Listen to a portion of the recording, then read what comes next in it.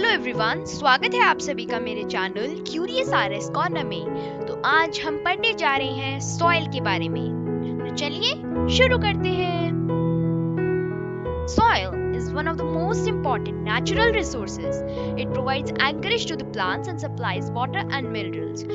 हमारा जो सॉयल है वो एक बहुत इंपॉर्टेंट नेचुरल रिसोर्स है। विंड, वाटर और एयर की तरह सॉयल भी बहुत ज़्यादा इंपॉर्टेंट है। एंकरेज का मतलब होता है यहाँ पे कि मजबूती देना एक टाइप से। सो इट प्रोवाइड्स यानी कि एंकरेज देती है प्लांट्स को and supplies water and nutrients, यानी कि प्लांट्स को मजबूत रखती है, सीधा अपराइट खड़ा होने में हेल्प करती है। और सॉइल के अंदर जो वाटर एंड न्यूट्रिएंट्स डिसॉल्व होते हैं वो फिर स्टेम उनको अब्सॉर्ब करती है और बाकी प्लांट के अदर पार्ट्स तक वो पहुंच पाते हैं उनके सॉइल से वाटर और nutrients. It is the home for many organisms. Soil is essential for agriculture. Agriculture provides food, clothing and shelter for all. Soil के अंदर एग्रीकल्चर करते हैं यानी खेती करते हैं हम। सो अगर हमारे पास सॉइल नहीं होगी तो हम कहीं खेती नहीं कर सकते हैं। हमें एक सॉफ्ट सरफेस चाहिए होता है सॉइल का जिसमें कि हम खेती कर सकें। आप इस टाइप से कह सकते हो कि अगर हमारे पास सॉइल ही नहीं होगी तो हम एग्रीकल्चर करेंगे किसमें, और एग्रीकल्चर नहीं करेंगे तो हमें फूड, क्लोथिंग और शेल्टर कुछ भी नहीं मिल पाएगा। कैसे? देखो, अगर हम सॉइल के अंदर एग्रीकल्चर करेंगे तो अगर हमने मान लो प्लांट्स उगेंगे, अगर हम सॉइल में एग्रीकल्चर करेंगे प्लांट्स उगेंगे और प्लांट से हमें फूड मिलेगा। अगर हम क्लोथिंग देखते हैं तो कॉटन प्लांट्स ग्रो होंगे जिनसे हमें कॉटन मिलेगी और हमें क्लोथिंग मिलेगी। और शेल्टर अगर देखें तो प्लांट से हमें वुड मिलेगा और वुड से हमें शेल्टर मिलेगा। तो यानी कि डायरेक्टली और इनडायरेक्टली हमारी लाइफ जो है वो प्लांट्स के ऊपर डिपेंडेंट है।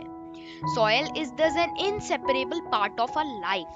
यानी कि अगर हम inseparable का मतलब होता है कि अगर आप उस चीज को हमारी लाइफ से, सॉइल को हमारी लाइफ से सेपरेट कर दोगे तो हमारी लाइफ जो है पॉसिबल नहीं हो पाएगी। सो इसलिए यहाँ पे लिखा गया inseparable part of our life.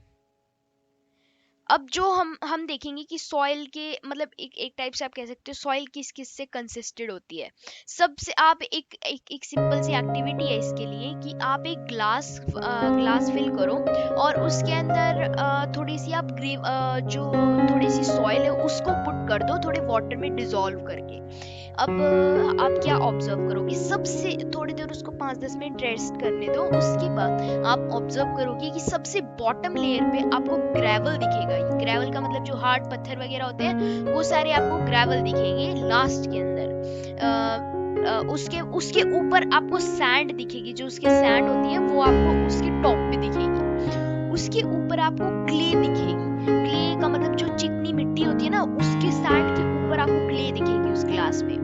उसके बाद अब क्ले के ऊपर आपको वाटर दिखेगा। ये वाटर थोड़ा बहुत गंदगी है बस इसमें, बाकी प्योर वाटर है क्योंकि सैंड वगैरह सब नीचे चला गया। तो एक टाइप से आप कह सकते हो कि प्योर वाटर है। और उसके बाद आपको ह्यूमस दिखेगी। जो डेड प्लांट्स और एनिमल्स के रिमेन्स होते हैं वो आपको ह्यूमस लेयर में फाउंड होते हैं, तो उसके वाटर के ऊपर आपको ह्यूमस प्रेजेंट मिलेगी।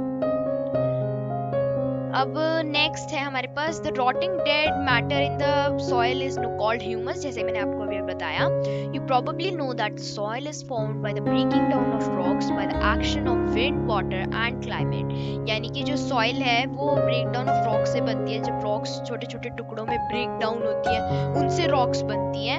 Action of wind, water and climate, यानी जब उसे विंड टकराती है, वाटर की जो झरने होते हैं वो उससे जाते हैं, क्लाइमेट धूप ज्यादा तेज होती है, तब जाके वो रॉक्स इतनी मजबूत रॉक्स छोटे छोटे टुकड़ों में टूटती हैं जब सॉइल बनती है। This process is called weathering. जो ये सब कुछ हमारा प्रोसेस होता है सॉइल पत्थर से सॉइल बनने का, इसे हम वेदरिंग बोलते हैं। The nature of any soil depends upon the rocks from which it has been formed and the type of vegetation that grows in it. यानी कि जो सॉइल होती है उसका नेचर उससे डिपेंड होता है कि वो किस टाइप की रॉक से बनी है, यानी कि कौन सी रॉक है जो टूटी और ये वाली सॉइल बनी। तो जिस रॉक से वो बनी होगी उस टाइप से उससे हम जैसे डिफाइन करते हैं कि ये सॉइल किस टाइप की है। यानी कि जैसे अगर वॉल्केनो होता है तो वॉल्केनो इरप्ट होता है, वॉल्केनो से लावा निकलता है, मैग्मा निकलता है। मैग्मा वैसे वॉल्केनो के अंदर का पार्ट होता है, जब वो बाहर निकलता है तो हम उसे लावा बोलते हैं। उसके बारे में हम किसी सेपरेट वीडियो में देखेंगे। तो जो लावा बाहर निकलता है वो जब ठंडा हो जाता है, उसके बाद जो नीचे उसकी जमीन होती है वो थोड़ी जल सी जाती है, ब्लैक कलर में हो जाती है, तो हम उसे ब्लैक सॉइल बोलते हैं। यानी कि वो बहुत फर्टाइल होती है, इसलिए हम उसे ब्लैक सॉइल बोलते हैं। तो उसी से डिपेंड करता है कि किस टाइप से प्लांट से यानी किस टाइप की रॉक से ये सॉइल बनी है, तो उस पर डिपेंड करता है कि सॉइल का टाइप किस टाइप का होगा। A vertical section through different layers of the soil is called the soil profile. इसका मतलब कि जो soil है उसको आप उसकी भी कई layers होती है, और उसी layer के जब चार्ट बना दिया जाता है उसका, तो उसे हम बोलते हैं soil profile। अब ये देखो, ये इमेज है आपके सामने soil profile की। A horizon, B horizon, C horizon और bedrock और D horizon। सबसे ऊपर आप यहाँ पे देख सकते हो हमारे प्लांट्स ग्रो कर रहे हैं, ये नॉर्मल लेयर होती है ए होराइजन, जिसे कि हम नॉर्मल अपनी लाइफ में देखते हैं हर जगह, जब भी हम मिट्टी में देखते हैं, जब भी हमारे एल्डर्स ग्रैंडफादर वगैरह जो हमारे खेती करते हैं, तब हम जो टॉप पे सॉइल देखते हैं वो यही ए होराइजन होती है।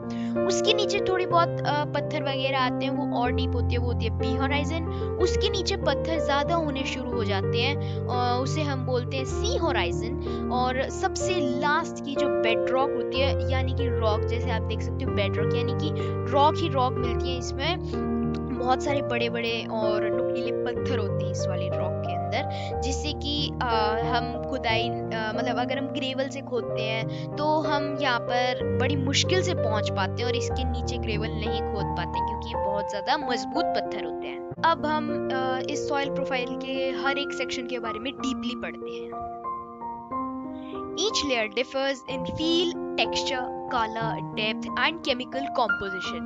यानी कि जो हर एक लेयर होती है, हर एक होराइजन होता है, उसके कलर और टेक्सचर से वो अलग अलग डिफरेंशिएट होती है।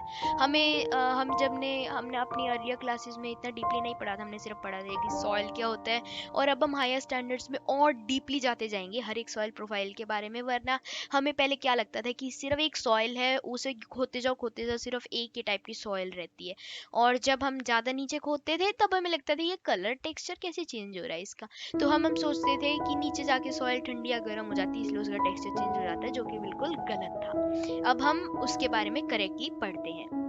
These layers are referred to as horizons. We usually see the top surface of the soil, not the layers below it. यानी कि नॉर्मल जब हम सॉइल पे चलते हैं तो हमें सिर्फ उसकी ऊपर ए होराइजन दिखता है, उसके नीचे की लेयर्स हमें नहीं दिख पाती। The uppermost horizon is generally dark in color as it is rich in humus and minerals. The uppermost horizon का मतलब जो सबसे ऊपर वाली A horizon होती है वो डार्क होती है कलर में, डार्क ब्राउनिश शेड में होती है, और ह्यूमस और मिनरल्स उसमें बहुत ज्यादा होते हैं। अभी देखो आप उससे टेल कर सकते हो, जैसे हमने वो एक्सपेरिमेंट करा था ना ग्लास वाला, तो उसमें सबसे टॉप पे हमें ह्यूमस दिखी थी, तो उस टाइप से आप कह सकते हो कि आप याद रख सकते हो कि जो सॉइल होती है उसके सबसे टॉप पे ह्यूमस होती है और बहुत सारे मिनरल्स प्रेजेंट होते हैं, और जो प्लांट्स होते हैं वो उसी लेयर के अंदर ग्रो करते हैं क्योंकि प्लांट्स को मिनरल्स चाहिए होते हैं, और मिनरल्स सबसे ए होराइजन में होते हैं, सबसे टॉप वाली सॉइल में होते हैं। हाँ, जो बड़े बड़े प्लांट्स हो जाते हैं, जो बहुत सारे ईयर्स की हो जाती है, यानी 50-100 ईयर्स के जो बड़े बड़े प्लांट्स हो जाते हैं, उनकी रूट्स चली जाती हैं बी होराइजन में, पर उससे आगे उनकी रूट्स नहीं जा पाती। The humus makes the soil fertile and provides nutrients to growing plants. This layer is generally soft, porous and can retain more water. यानी कि ये जो सॉइल की लेयर होती है ज़्यादा पोरस होती है, यानी कि इसमें कितना ही पानी डालो ये बहुत ज़्यादा पानी रिटेन कर सकती है, यानी एक टाइप से कह सकते हो पानी एब्जॉर्ब कर सकती है। It is called the top soil or the A horizon. A horizon का दूसरा नाम है top soil. This provides shelter for many living organisms such as worms, rodents, moles and beetles. यानी कि यहाँ पे कई सारे एनिमल्स रहते हैं, इंसेक्ट्स रहते हैं, जैसे कि वर्म्स, जो रेड वर्म्स होते हैं बारिश में निकलते हैं, हमने अर्लियर स्टैंडर्ड्स में पढ़ा था कि अर्थ वर्म्स जो हैं वो फार्मर्स के लिए बहुत हेल्पफुल होते हैं, तो उसी से रिलेटेड ये बहुत सारे रेड वर्म्स, अर्थ वर्म्स, सो कई टाइप्स के वर्म्स रहते हैं, रोडेंट्स रहते हैं, मोल्स रहते हैं और बीटल्स रहते हैं। The roots of small plants are embedded entirely in the top soil. यानी कि जो जैसे मैंने आपको बताया कि जो प्लांट्स की रूट्स होती है वो सिर्फ टॉप सॉइल के अंदर ही रह जाती है, पूरी एंटायरली चली जाती है। The next layer has a lesser amount of humus but more of minerals. यानी कि जो हमारे प्लांट्स होते हैं वो उनको अगर मिनरल्स की कमी महसूस होती है तो उनकी रूट्स और डीप चली जाती हैं बी होराइजन में, जिसके अंदर ह्यूमस कम होती है पर मिनरल्स ए होराइजन से भी ज्यादा मिलते हैं. अब this layer is generally harder and more compact and is called the B horizon or the middle layer.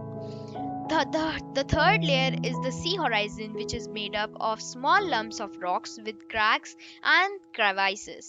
Sea horizon जो होता है उसके अंदर बहुत सारे छोटे छोटे पत्थर होते हैं, कंकरें होती हैं, तो उसके अंदर कई सारे cracks भी होते हैं और crevices होते हैं. Below this layer is the bedrock, which is hard and difficult to dig with a spade. इसके नीचे जो bedrock present होती है, जो सबसे last layer होती है हमारी, और जो कि बहुत ज़्यादा डिफिकल्ट होता है उसे स्पीड से खोलना, जो खुरपी होती है हमारी उसे हम नॉर्मली नहीं खोल सकते हैं उसमें.